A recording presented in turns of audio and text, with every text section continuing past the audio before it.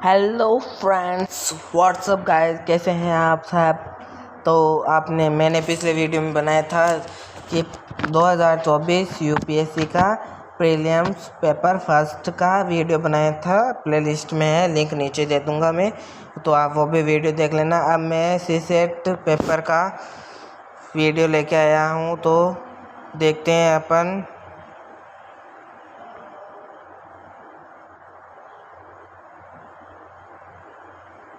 देखिए ऐसा पेपर आता है। तो आइए शुरू करते हैं। ये परिच्छेद 1 है। पहला क्वेश्चन, निम्न में से कौन से कथन सर्वाधिक तर्क संगत और विवेकपूर्ण निष्कर्षों को सर्वोत्तम रूप से दर्शाते हैं जिन्हें इस परिच्छेद से प्रतिपादित किया जाता है।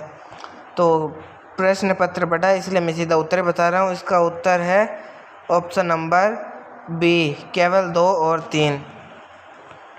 ये केवल 2, आप इसे पढ़ लीजिए, और ये है 3, ये है 3, इसे पढ़ लीजिए। और अब अगले क्वेश्चन की ओर चलते हैं। उपयुक्त परिच्छेद के आधार पर निम्न पूर्वधारणाएं बनाई गई है। खाद्यान्न की हानि और बर्बादी को कम करने के लिए खाद्यान्न वितरण तंत्र की पुनः परिकल्पना करने और इसे प्रभावी बनाए जाने की आवश्यकता है। खाद्यान्न की बर्बादी और हानि में कमी लाने को सुनिश्चित करना सभी नागरिकों का एक सामाजिक और नैतिक उत्तरदायित्व है। उपयुक्त पूर्वधारणाएं में से कौन सा मान्य है? तो इसमें ऑप्शन 4 दिए गए और इसमें ऑप्शन सही है केवल 1। A option is right option है। ओके, अगला क्वेश्चन की ओर चलते हैं। ये फिर से परिच्छेद 2 दिया गया है और इसमें प्रश्न संख्या 3 है। निम्न में से कौन सा कथन सर्वाधिक तर्क संगत और विवेकपूर्ण निष्कर्षों का सर्वोत्तम रूप से दर्शाता है जिसे इस परिच्छेद से प्रतिपादित किया जा सकता है? तो केंद्रीय बैंक बजट समर्थन के बिना मुद्रास्फीति को कम नहीं कर सकते हैं। मौद्रिक नीति के प्रभाव सरकार द्वारा अनुसरण की जाने वाली राजकोषीय नीतियों पर निर्भर है। नीचे दिए गए कूट पर प्रयोग कर सही उत्तर दीजिए। तो कुछ 4 ऑप्शन दिए गए हैं और 4 ऑप्शन में से सही है option number B. Option number B सही है, 1 और 2 दोनों। अब चौथा क्वेश्चन, उपयुक्त परिच्छेद के आधार पर निम्न पूर्वधारणाएं बनाई है। तो ये 2 पूर्वधारणाएं दी गई है, इनमें से कौन सी मान्य है यही हमें बतानी है। चौथे में है डी, न तो 1 न तो 2, दोनों ही नहीं है। पांचवें में एक धन को 64 समरूप टुकड़ों में काटने के लिए आवश्यक कांटों की न्यूनतम संभावित संख्या क्या है? ये 8, 9, 12, 16। पांचवे का उत्तर है बी, 9। व्यंजक 5 × 4 × 3 × 2 × 1 में इंटू को प्लस माइनस इंटू में से प्रत्येक अधिक से अधिक 2 बार चुना जाता है। व्यंजक की न्यूनतम ऋणात्मक मान क्या है? प्रश्न नंबर 6 में ऑप्शन है 3, 2, 1, 0। तो प्रश्न नंबर 6 का उत्तर है 0। अगले क्वेश्चन की ओर।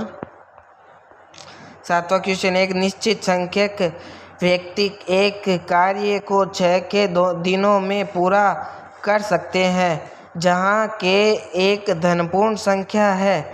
व्यक्तियों की संख्या में कितने प्रतिशत की वृद्धि की जाए ताकि यह कार्य 5 के दिनों में पूरा किया जा सके? तो 7वें का उत्तर क्या है? 7वें का उत्तर है ऑप्शन नंबर सी, 20%। 8वें प्रश्न, XYZ एक कार्य को व्यक्तिगत रूप से क्रमशः 6 घंटों, 8 घंटों और 8 घंटों में पूरा कर सकते हैं। यद्यपि एक ही समय में प्रत्येक घंटे में केवल एक ही व्यक्ति काम कर सकता है और कोई भी व्यक्ति लगातार 2 घंटे काम नहीं कर सकता। सभी को कार्य को पूरा करने में लगाया जाता है। इस कार्य को पूरा करने में उसे न्यूनतम कितना समय लगेगा? 8वें का उत्तर है 6 घंटे 45 मिनट। ऑप्शन नंबर सी। अगले क्वेश्चन की ओर। ये फिर से परिचय दिया कि निम्न में से कौन सा कथन सर्वाधिक तर्कसंगत और विवेकपूर्ण है, वही हमें फिर से बताना है। तो इसमें ए और बी ये 2 दिए गए हैं, आप ध्यान से पढ़ लेना। ओके, मैं इसका सीधा उत्तर ही बता रहा हूँ। 11वें का ABCD ये 4 तर्क दिए गए हैं और अब इनमें से उत्तर कौन सा सही है मैं बता दूंगा आपको।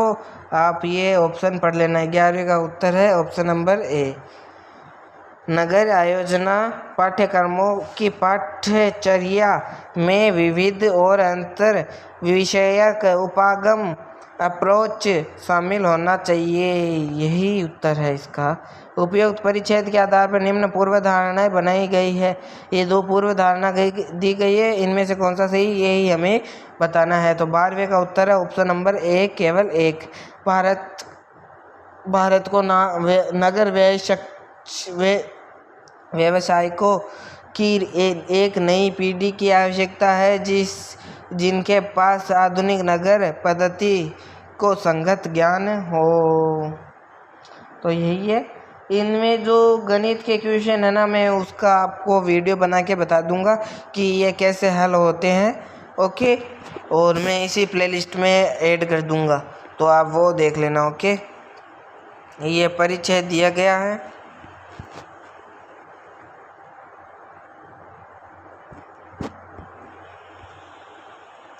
ये परिचय 2 दिया गया है। और अब हम 13वें क्वेश्चन की ओर। निम्न में से कौन सा कथन उपयुक्त परिच्छेद के केंद्रीय विचार के सर्वोत्तम रूप में दर्शाता है? ABCD दिया गया है और 13वें का उत्तर है option number B. Social media आदर्श या नैतिक संस्थाएं नहीं हैं, बल्कि कंपनियां द्वारा लाभ कमाने के लिए निर्मित उत्पाद है। 14वें क्वेश्चन। उपयुक्त परिच्छेद के आधार पर निम्न पूर्व धारणा बनाई गई। ये 2 पूर्व धारणा, इनमें से कौन सा सही है यही हमें बताना है। ऑप्शन नंबर सी इसका सही है। 1 और 2 दोनों ही हैं। 15वां 222 की घात 333 प्लस 333 की घात 222 निम्न संस्थाओं में से किन से भाज्य हैं? 15वें का उत्तर है और 15वें का उत्तर है बी, ऑप्शन नंबर बी। 3 और 37 से, किंतु 2 से नहीं। ओके, 15वें का हो गया। मैं गणित के ऐसे प्रश्न हल करके आपको समझा दूंगा। इसका नेक्स्ट वीडियो यही होगा। ओके, शहद में कितने प्रतिशत जल मिलाया जाए ताकि इस मिश्रण को शहद के लागत मूल्य पर बिक्री करने पर 20% का लाभ हो? तो 16वें का उत्तर क्या है? 20% ही उत्तर है 16वें का, ऑप्शन नंबर ए। ओके, 17वां क्वेश्चन। 30 की घात 30 के मान में शून्य से पहले सबसे दाहिने अंक कौन सा है? तो 17वें का उत्तर है option number D 9। No, option number D is right. Okay, अगले क्वेश्चन की ओर। 18वें 421 और 427 को जब एक ही संख्या में से विभाजित किया जाता है तो समान शेषफल 1 आता है। भाजक के रूप में कितनी संस्थाओं का उपयोग किया जा सकता है ताकि शेषफल 1 ही आए? इसका उत्तर है 18वें का उत्तर है ऑप्शन नंबर सी 7। ओके, तो अब अगले क्वेश्चन की ओर चलते हैं। 19वां। एक डब्बे एक्स में 399 लीटर पेट्रोल है और एक डिब्बे वाई में 532 लीटर डीजल है। इन्हें समान आमाप साइज की बोतलों में अलग अलग भरा जाता है ताकि पेट्रोल और डीजल में से प्रत्येक पूरे भरे जाएं। बोतल की क्षमता लीटर में 1 पूर्णांक है। ऐसे कितने भिन्न भिन्न बोतल आमाप संभव है? तो 19वें का उत्तर है ऑप्शन नंबर ए 3। मैं अभी केवल उत्तर बता रहा हूँ। इसका नेक्स्ट वीडियो होगा, मैं गणित के जो भी क्वेश्चन होंगे ना उन्हें समझा दूंगा, और गणित के आ जाएंगे तो फिर रीजनिंग भी आ जाएगी इसी सेट में। ओके, योगफल s बराबर x plus y plus z के संबंध में निम्न कथनों पर विचार कीजिए। जहाँ x y z में से प्रत्येक 10 से छोटी भिन्न अभाज्य संख्या है। s का इकाई अंक 0 हो सकता है, s का इकाई अंक 9 हो सकता है, s का इकाई अंक 5 हो सकता है। उपयुक्त कथनों में से कौन से कथन सही है? तो इसका उत्तर है केवल 1 और 3 सही है, 2 गलत है, ऑप्शन नंबर सी। ओके, अब चलते हैं अपन 21वें क्वेश्चन की ओर। 21वें क्वेश्चन की ओर चलते हैं। ये पैसेज दिया गया है और 21वें क्वेश्चन है, उपयुक्त परिच्छेद के आधार पर निम्न पूर्व धारणाएं बनाई गई है। तो ये 2 पूर्व धारणाएं दी गई है, इनमें से कौन सा सही यही हमें बताना है। तो 21वें का उत्तर है ऑप्शन नंबर डी, न तो 1 और न तो 2। ओके, 22वें, निम्न में से कौन सा कथन सही है? इस परिच्छेद द्वारा संप्रेषित केंद्रीय विचार को सर्वोत्तम रूप से दर्शाता है। तो ये 4 ऑप्शन दिए गए हैं और इनमें से कौन सा अच्छा सर्वोत्तम दर्शाता है, तो यही हमें बताना है। तो इसका उत्तर है ऑप्शन नंबर सी। सार्वजनिक नीति से यह सुनिश्चित होना चाहिए कि युवा जनों के सामर्थ्य और उपलब्धियां उनकी अपेक्षाओं के अनुरूप हो। यह परिच्छेद फिर से दिया गया है और अब इसका उत्तर है परिच्छेद का अगला क्वेश्चन 23वां। निम्न में से कौन सा कथन सही है? विज्ञान के विषय में लेखक की सोच को सर्वोत्तम रूप से दर्शाता है। ये 4 ऑप्शन दिए गए और 23वें का उत्तर है डी। विज्ञान को सत्य का अनुसरण अवश्य करना चाहिए, किंतु सामाजिक कल्याण के लिए उत्तरदायी भी होना चाहिए। 24वां क्वेश्चन, अनुकर्म ए बी डी ये अनुकर्म दिया गया है, पर विचार कीजिए जो एक निश्चित पैटर्न को अनुसरण करता है। निम्न में से कौन सा इस अनुकर्म को पूरा कर सकता है? तो ये 4 अनुकर्म दिए गए और 24वें का उत्तर है ऑप्शन नंबर सी, ए सी डी। ओके, अगला 25वां क्वेश्चन, 2 व्यक्ति पी और क्यू एक व्यवसाय प्रारंभ करते हैं। पी क्यू की तुलना में 14,000 अधिक लगाता है, किंतु पी ने 8 महीने के लिए निवेश किया है और क्यू ने 10 महीने के लिए निवेश किया है। यदि 2,000 के कुल लाभ में पी का हिस्सा क्यू के हिस्से से 400 रुपये अधिक है, तो पी द्वारा लगाई गई पूंजी कितनी है? तो ये 4 पूंजी दी गई है और 25वें का उत्तर है ऑप्शन नंबर ए, 30,000। ओके, तो अगले क्वेश्चन की ओर चलते हैं। 26वां क्वेश्चन, ये परिच्छेद यहाँ पे है 26वां पी का वेतन क्यू के वेतन से 20% कम है, जो आर के वेतन से 20% कम है। आर के वेतन पी के वेतन से कितने प्रतिशत कम है? तो 26वें का उत्तर है ऑप्शन नंबर बी, 56.25। 27वें, एक संख्या को 4 गुणा करने के बदले गलती से 4 से विभाजित किया गया है। इस गलती के कारण परिणाम में प्रतिशत अंतर कितना है? तो 27वें का उत्तर है ऑप्शन नंबर डी, 93.75। ओके, 75। 28वां क्वेश्चन, एक परीक्षा में 80% छात्र अंग्रेजी में उत्तीर्ण हुए, 70% छात्र हिंदी में उत्तीर्ण हुए और 15% छात्र दोनों विषय में अनुत्तीर्ण हुए। ऐसे छात्रों की प्रतिशतता कितनी है जो केवल एक विषय के अनुत्तीर्ण हुए हैं? तो 28वें का उत्तर है ऑप्शन नंबर बी, 20%। 29वां क्वेश्चन, एक पिता ने अपने पुत्र से कहा, N वर्ष पहले मेरी आयु तुम्हारी वर्तमान आयु के बराबर थी। मेरी वर्तमान आयु तुम्हारी N वर्ष पहले की आयु के 4 गुना है। यदि पिता और पुत्र की वर्तमान आयु का योगफल 130 वर्ष है, तो उनकी आयु में कितना अंतर है? तो 29वें का उत्तर है 30 वर्ष। ऑप्शन नंबर ए। निम्न पर विचार कीजिए। 1000 लीटर बराबर 1 m³ 1 मीट्रिक टन बराबर 1000 kg 1 हेक्टर बराबर 10,000 मीटर स्क्वायर। तो इनमें से विचार करना है कौन सा सही है। तो 30 का उत्तर है ऑप्शन नंबर डी। 1 2 3 तीनों ही सही है। ठीक है, तो अब अगले क्वेश्चन की ओर चलते हैं अपन। मैथ वाले जो भी क्वेश्चन होंगे ना, मैं उसके वीडियोज खुद ही बना दूंगा, आप चिंता मत करना। ओके, तो हम चलते हैं फिलहाल अगले क्वेश्चन की ओर। 31वां क्वेश्चन है हमारा 31वां क्वेश्चन है, परिच्छेद के लेखक द्वारा निम्न में से किन्हें प्रभावपूर्ण तरीके से संप्रेषित किया गया है। ये दो दिए गए हैं और इनमें से कूट का प्रयोग करके सही उत्तर देना है। तो 31वें का उत्तर है ऑप्शन नंबर डी, न तो 1 और न ही 2। ओके, ये 32वां क्वेश्चन उपयुक्त परिच्छेद के अनुसार निम्न पूर्व धारणा बनाई गई है।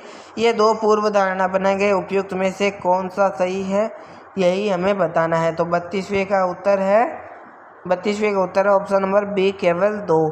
सत्य के जिस पहलू को अनदेखा किया जा सकता है वह यह है कि विज्ञान वही है जिसे मनुष्य ने बनाया है। यह सही उत्तर है। तो अब 33वां प्रश्न है, यात्रा करते समय जब हम अन्य लोगों से मिलते हैं तो हम किनके बीच अंतर करना सीखते हैं।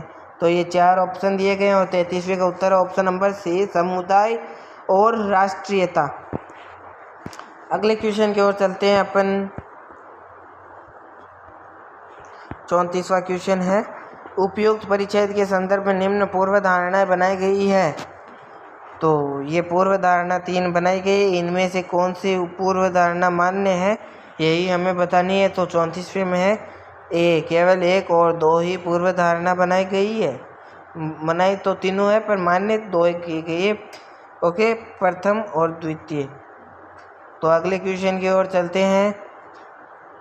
मान लीजिए x एक 2 अंकीय संख्या है और y एक 2 अन्य 2 अंकीय संख्या है जिसे x के अंकों को विनिमय इंटरचेंज करके बनाया गया है। यदि x प्लस y महत्तम 2 अंकीय संख्या है तो x के संभाव्य मानों की संख्या कितनी होगी। 35वें का उत्तर है ऑप्शन नंबर डी, 8। 36वां, निम्न पर विचार कीजिए।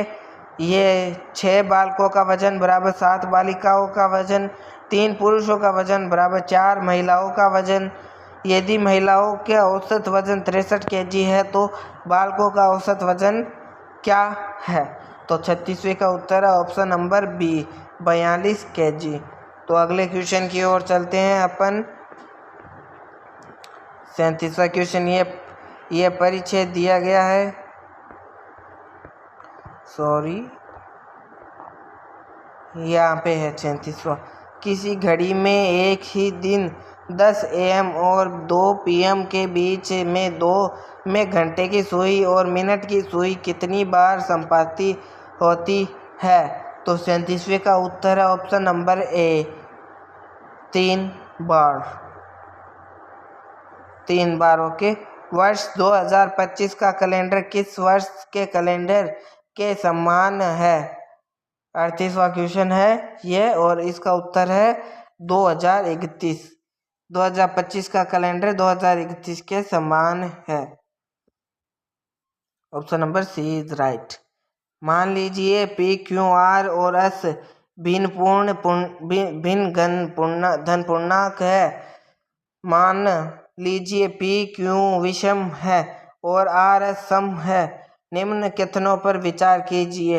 ये 3 कथन दिए गए, उपयुक्त कथनों में से कौन से सही है यही बताना। 39वें का उत्तर है ऑप्शन नंबर डी, केवल 1 और 3 सही है। 1 और 3 सही है। ओके, 2 गलत। 40वां, जब घड़ी 4.25 घंटे दर्शाती है तब मिनट की सुई और घंटे की सुई के बीच कोण कितना होता है? 40वें का उत्तर है option number C, 17.5 degree. Okay, 17.5 degree. अगले क्वेश्चन की ओर चलते हैं। 41वां क्वेश्चन है हमारा, यह परिचय दिया गया है। ओके, और यहाँ पे बताना है निम्न में से कौन सा कथन सर्वाधिक तर्क संगत विवेकपूर्ण निष्कर्षों को सर्वोत्तम रूप से दर्शाता है, जिन्हें इस परिच्छेद से प्रतिपादित किया जा सकता है। पर ये दो तर्कपूर्ण संगत दिए गए हैं और इनमें से कौन सा सही है हमें बताना है। तो 41वां का उत्तर ऑप्शन नंबर से 1 और 2 दोनों ही है। 42वां, उपयुक्त परिच्छेद के आधार पर निम्न पूर्व धारणाएं बनाई गई है। क्योंकि ये 2 पूर्व धारणा है, उपयुक्त पूर्व धारणा में कौन सी मान्य है यही हमें बतानी है। 42वां का उत्तर है ऑप्शन नंबर डी, न तो 1 और न तो 2 दोनों ही मान्य नहीं है। ये अगला परिचय दिया गया है। और 43वां प्रश्न है, उपयुक्त परिच्छेद के आधार पर निम्न पूर्व धारणाएं बनाई गई है। तो इनमें से कौन सी पूर्व धारणा मान्य की गई है यही हमें बताना है। तो 43वें का उत्तर ऑप्शन नंबर ए, केवल 1। किशोर अपने माता पिता के साथ सहज अनुभव नहीं करता है, क्योंकि माता पिता के अधिकार में रखने वाले और हठधर्मी होते हैं। 44वां, निम्न में से कौन सा कथन उपयुक्त परिच्छेद के केंद्रीय विचार को सर्वोत्तम रूप से दर्शाता है? ये 4 ऑप्शन दिए गए हैं और 44वें का उत्तर केवल 1 हो सकता है, ऑप्शन नंबर ए।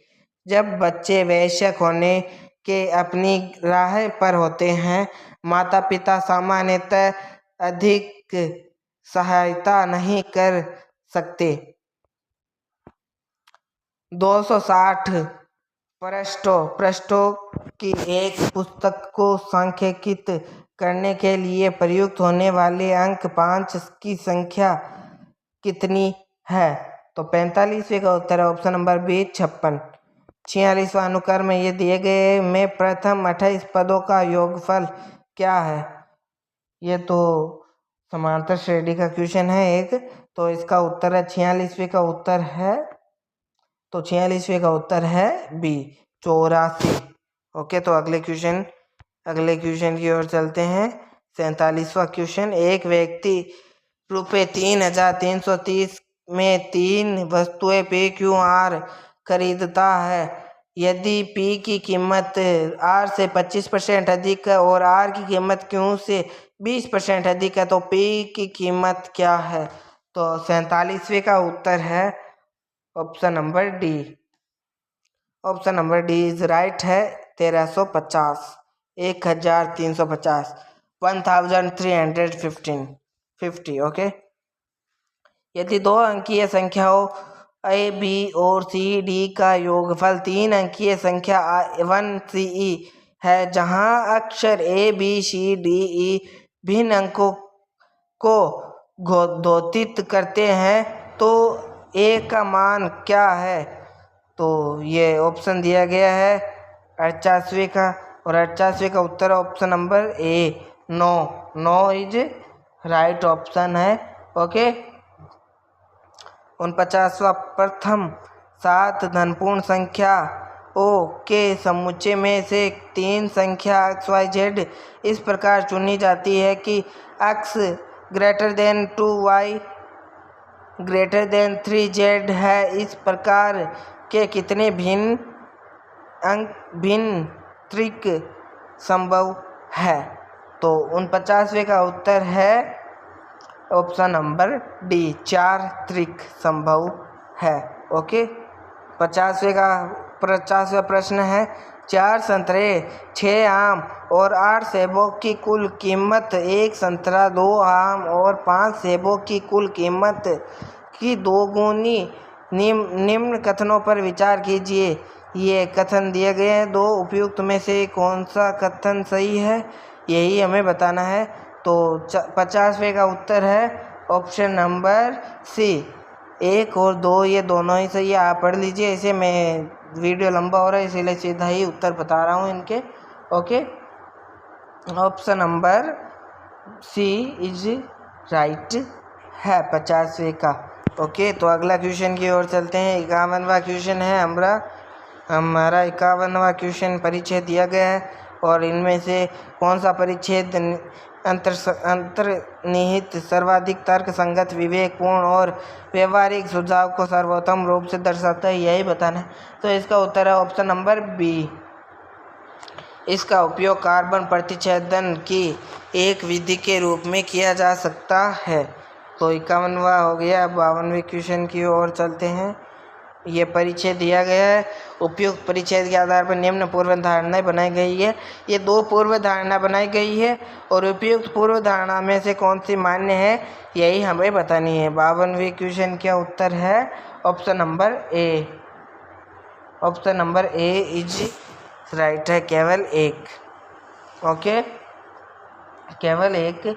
मैं फिर से कह रहा हूँ कि गणित के जो क्वेश्चन होंगे उनका वीडियो मैं बना दूंगा, तो आप चिंता मत करना। ओके, तो अगले क्वेश्चन की ओर चलते हैं। 53वां क्वेश्चन है। परिच्छेद दिया गया है। निम्न में से कौन सा कथन प्रतिच्छेद द्वारा संप्रेषित सर्वाधिक तर्क संगत, विवेकपूर्ण और व्यवहारिक संदेश का सर्वोत्तम रूप से दर्शाता है? तो 53वें का उत्तर है ऑप्शन नंबर सी। 53वें का उत्तर है ऑप्शन नंबर सी। ये खोज जैविक पारिस्थितिक रूप से संधारणीय ये पीड़कनाशी दवाइयाँ के विकास से सहायता कर सकती है। 54वें क्वेश्चन की ओर। 32 की घात 5 प्लस 2 की घात 27 के किस से भाज्य हैं? तो 54वें का उत्तर ऑप्शन नंबर सी 10 से भाज्य हैं। मान लीजिए P और Q धन पूर्णांक है जो P लेस देन Q और P प्लस Q बराबर K को संतुष्ट करते हैं। K का वह लघुत्तम मान क्या है जो P और Q को अद्वितीय निर्धारित नहीं करता है? तो 55वें का उत्तर option number C. Option number C सही है, 5। अगला क्वेश्चन 56वां क्वेश्चन। एक व्यक्ति अपने घर से सीधा 100 मीटर चलता है, बाएं मुड़ता है और 100 मीटर चलता है, पुनः बाएं मुड़ता है और 300 मीटर चलता है, फिर दाएं मुड़ता है और अपने कार्यालय पहुंचने के लिए 100 मीटर चलता है। यदि उसका कार्यालय सटीक उत्तर पूर्व दिशा में है तो वह प्रारंभ में अपने घर के से किस दिशा में चलता है? तो 56वें का उत्तर है ऑप्शन नंबर सी, दक्षिण दिशा की ओर चलेगा। 57वां क्वेश्चन। एक व्यक्ति 100 मीटर पश्चिम की ओर चलता है, फिर बाएं मुड़ता है 100 मीटर चलता है, फिर वह घड़ी की सुई की दिशा में दक्षिणावर्त 225 डिग्री मुड़ता है। अब वह किस दिशा में चल रहा है? ये पिछले वाले क्वेश्चन की तरह ही ये थोड़ा सेम है। तो 57वें का उत्तर है ऑप्शन नंबर डी, उत्तर पूर्व है। 58वां क्वेश्चन। ये एक कथन दिया गया है जिसके बाद 2 निष्कर्ष दिए गए हैं जिनके क्रमांक 1 और 2 है। कथन और निष्कर्ष पर विचार कीजिए। कथन ये दिए गए हैं, निष्कर्ष 2 दिए गए हैं। निम्न में से कौन सा सही है, यही हमें बताना है। तो 58वें का उत्तर है डी, न तो निष्कर्ष 1 न निष्कर्ष 2 निकलता है। अगला क्वेश्चन की ओर चलते हैं। अब 59वां क्वेश्चन। एक प्रश्न दिया गया है जिसके बाद 2 कथन 1 और 2 दिए गए हैं। प्रश्न और कथनों पर विचार कीजिए। यह प्रश्न दिया गया है m और n में मान क्या है जहां m और n धनपूर्ण संख्या है। कथन 1 m plus n greater than m1 और m ग्रेटर देन n। कथन 2 m और n का योगफल 24 है। उपयुक्त में कथनों में संबंध निम्न में से कौन सा सही है? तो इसका उत्तर क्या होगा? 59वें का उत्तर क्या है? 59वें का उत्तर है ऑप्शन नंबर सी। प्रश्न का उत्तर दोनों कथनों का एक साथ प्रयोग कर दिया जा सकता है, किंतु अकेले किसी भी एक कथन का प्रयोग नहीं किया जा सकता। ओके, तो अगले क्वेश्चन की ओर 60वां एक प्रश्न दिया गया है जिसके बाद दो कथन एक और दो दिए गए हैं। ये प्रश्न और कथनों पर विचार कीजिए। प्रश्न: सॉफ्टवेयर को डाउनलोड करने में कितना समय की आवश्यकता है? तो सॉफ्टवेयर की साइज 12 मेगाबाइट है। कथन 2: स्थानांतरण दर 24 किलोबाइट प्रति सेकंड है। उपयुक्त प्रश्न में से कथनों के संबंध में निम्न में से कौन सा कथन सही है? 60वें का उत्तर कौन सा होगा? निम्न में से कौन सा सही है? तो 60वें का उत्तर है ऑप्शन नंबर सी। प्रश्न का उत्तर: दोनों कथनों का एक साथ प्रयोग कर दिया जा सकता है किंतु अकेले में किसी भी कथन का प्रयोग नहीं किया जा सकता। तो यह है सही। तो अगला क्वेश्चन की ओर चलते हैं। अगला क्वेश्चन है हमारा 61वां। निम्न में से कौन सा उपयुक्त कथन उपयुक्त परिच्छेद के मूल भाव का सर्वोत्तम रूप से दर्शाता है? तो 61वें का उत्तर क्या होगा? आप बताइए। 61वें का उत्तर ऑप्शन नंबर ए ये सही है। आप इसे पढ़ लेना। वीडियो काफ़ी लंबा हो रहा है तो मैं इसे नहीं बता रहा हूँ, ये आप पढ़ लेना। ओके। तो 62वां क्या है? निम्न में से कौन सा कथन परिच्छेद के अंतर्निहित सर्वाधिक तर्क संगत विवेकपूर्ण व्यवहारिक संदेश को सर्वोत्तम दर्शाता है? तो 62वें का उत्तर है ऑप्शन नंबर डी। अंतर शब्द इंटरकनेक्टेड उपकरण की सुरक्षा जोखिम हो सकती है और घरेलू उपयोगकर्ताओं को निजता जोखिम हो सकती है। यह है सही उत्तर। परिच्छेद 3 दिया गया है। प्रश्न पढ़ते हैं अपन अगला 63वां। निम्न में से कौन सा कथन सही उपयुक्त परिच्छेद के मूल भाव को सर्वोत्तम रूप से दर्शाता है? 63वें का उत्तर क्या है? ऑप्शन नंबर सी सही है ऑप्शन है। तो ठीक है। अगला क्वेश्चन और 64वां। एक प्रश्न दिया गया है जिसके बाद दो कथन एक और दो दिए गए हैं। प्रश्न और कथनों पर विचार कीजिए। ये दो कथन दिए गए हैं और इनका ये उपयुक्त प्रश्न में कथनों के संबंध में निम्न में से कौन सा सही है? तो 64वें का उत्तर option number C is right. Option number C is right है। प्रश्न का उत्तर: दोनों कथनों का एक साथ प्रयोग कर दिया जा सकता है किंतु अकेले किसी भी एक कथन का प्रयोग नहीं किया जा सकता। ओके। तो अगला क्वेश्चन 65वां है। एक प्रश्न दिया गया है जिसके बाद दो कथन एक और दो दिया गया है। प्रश्न और कथनों पर विचार कीजिए। आप एक निश्चित धनराशि XYZ के बीच बांटी गई है। प्रश्न: किसे सबसे कम धनराशि प्राप्त हुई? कथन 1 और 2 दिए गए हैं। उपयुक्त प्रश्न में से कथन के संबंध में निम्न में से कौन सा कथन सही है, यही हमें बताना है। तो 65वें का उत्तर है ऑप्शन नंबर सी। प्रश्न का उत्तर: दोनों कथनों का एक साथ प्रयोग किया जा सकता है किंतु अकेले में किसी का प्रयोग नहीं किया जा सकता। ओके। अगला क्वेश्चन 66वां। एक प्रश्न दिया गया है जिसके बाद दो कथन 1 और 2 दिए गए हैं। प्रश्न और कथनों पर विचार कीजिए। ये प्रश्न दिया गया है और 2 कथन दिए गए हैं और इस पर हमें विचार करना है। तो ये 4 ऑप्शन दिए गए और 66वें का उत्तर ऑप्शन नंबर डी। प्रश्न का उत्तर: दोनों कथनों का एक साथ प्रयोग होकर भी नहीं दिया जाएगा। ओके। 67वें क्वेश्चन। एक प्रश्न दिया गया है जिसके बाद 2 कथन 1 और 2 दिया गया है। प्रश्न और कथनों पर विचार कीजिए। 3 भिन्न अभाज्य संख्याएं हैं जिसका योगफल एक अभाज्य संख्या है। प्रश्न: वे 3 संख्याएं कौन सी है? कथन 1: उनका योगफल 23 से कम है। कथन 2: उनमें से एक संख्या 5 है। उपयुक्त कथनों में से कौन सा का संबंध निम्न में से कौन सा सही है, यही हमें बताना है। तो 67वें का उत्तर ऑप्शन नंबर ए। प्रश्न का उत्तर: दोनों में से अकेले एक कथन का प्रयोग कर दिया जा सकता है किंतु अकेले अन्य कथन का प्रयोग नहीं किया जा सकता। 68वें क्वेश्चन की ओर।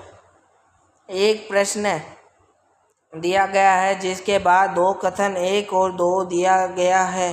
प्रश्न और कथनों पर विचार कीजिए। ये प्रश्न दिया गया है, ये कथन भी दिए गए हैं। उपयुक्त प्रश्न और कथनों के संबंध में निम्न में से कौन सा सही है? तो 68वें का उत्तर ऑप्शन नंबर डी। प्रश्न का उत्तर दोनों कथनों का एक साथ प्रयोग नहीं किया जा सकता। ओके, तो ये 68वां हो गया। अब अगले क्वेश्चन की ओर। 69वां।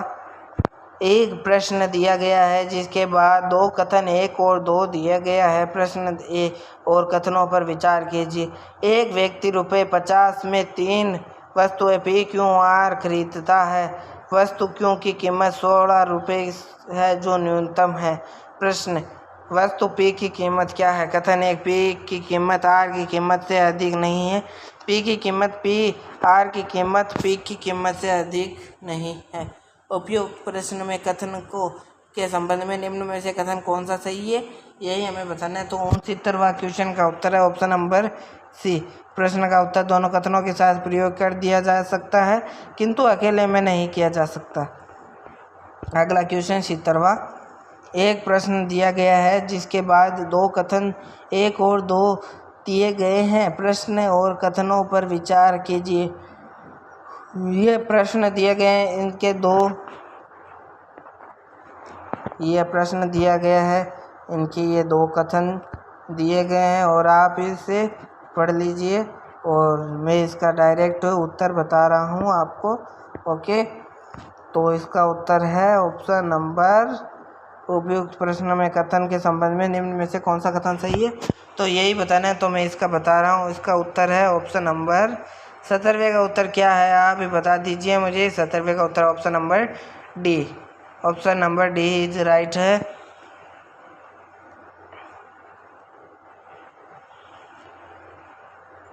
ओके,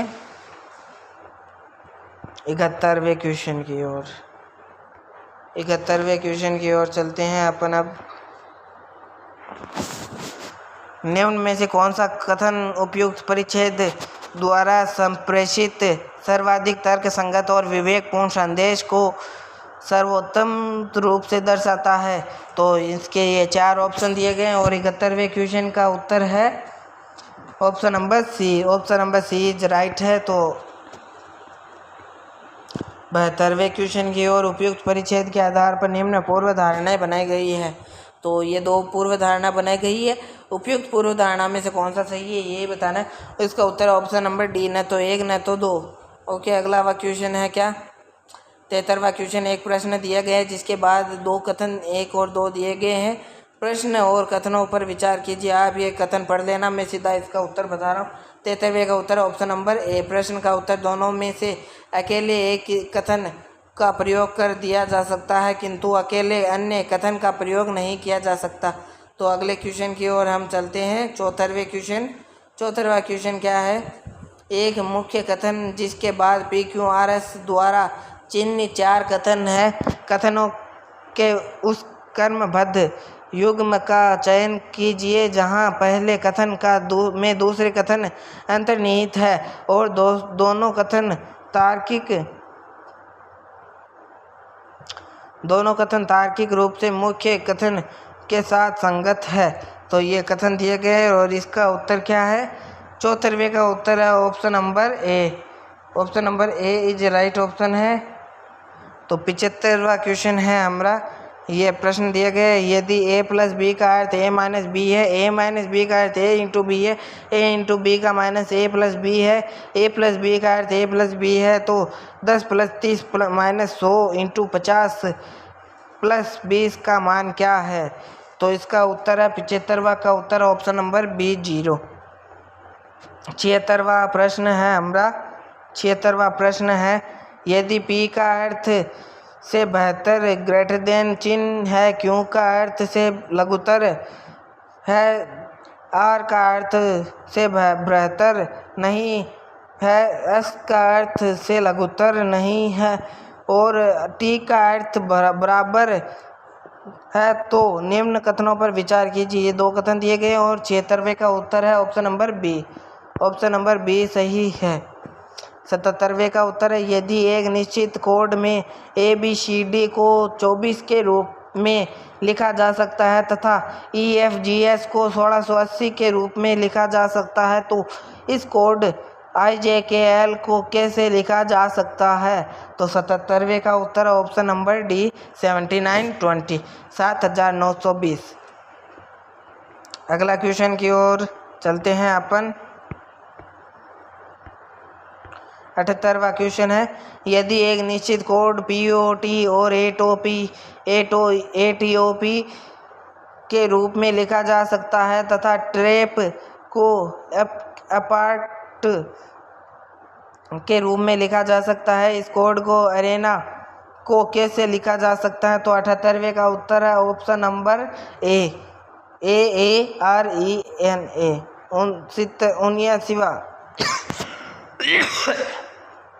79वां क्वेश्चन का उत्तर है, अनुक्रम 314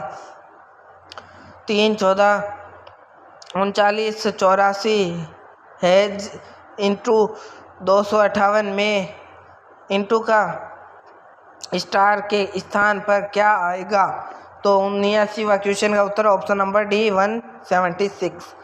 80वां क्वेश्चन जो अंतिम क्वेश्चन है, किसी कोड में अक्षर PQRST संख्या 4, 5, 10, 12, 15 को निरूपित करते हैं। यह ज्ञात नहीं है कि कौन सा अक्षर कौन सी संख्या को निरूपित करता है। यदि Q-S बराबर 2S और T बराबर R प्लस S प्लस 3 है तो P plus R minus T का मान क्या है? 1 2 3 या ऑप्शन नंबर डी? तो 80 का उत्तर है 3। Option number C is right option है। तो आज का वीडियो यही था। हमने पूरा ये कर दिया है चैप्टर। ओके, ये समझा दिया है हमने। इसका वीडियो होगा गणित का, जो वीडियो है ना, गणित के जो क्वेश्चन आए इसमें, तो मैं उसके अलग से नेक्स्ट वीडियो, समझ लो नेक्स्ट वीडियो डाल दूंगा इस प्लेलिस्ट में, और उस नेक्स्ट वीडियो में ही मैं आपको गणित के क्वेश्चन हल करके समझाऊंगा। ओके, तो मिलते हैं नेक्स्ट वीडियो में। और मैं आपको बताना भूल गया, please like share subscribe and comment कर देना यार। आपका सपोर्ट बहुत चाहिए मुझे सपोर्ट आपका। तो ये था UPSC CSET का पेपर 2 CSET पेपर था ये। ओके, प्रीलिम्स का समझाया, मेंस का भी हम समझा देंगे। मेंस का समझाना थोड़ा कठिन है क्योंकि उसमें थ्योरी टाइप है। तो ठीक है, यही था हमारा वीडियो। धन्यवाद, शुक्रिया। मिलते हैं नेक्स्ट वीडियो, जो मैंने आपको बता दिया कि किस पर बनेगा। धन्यवाद, और प्लेलिस्ट के लिंक मैं डिस्क्रिप्शन में दे दूँगा।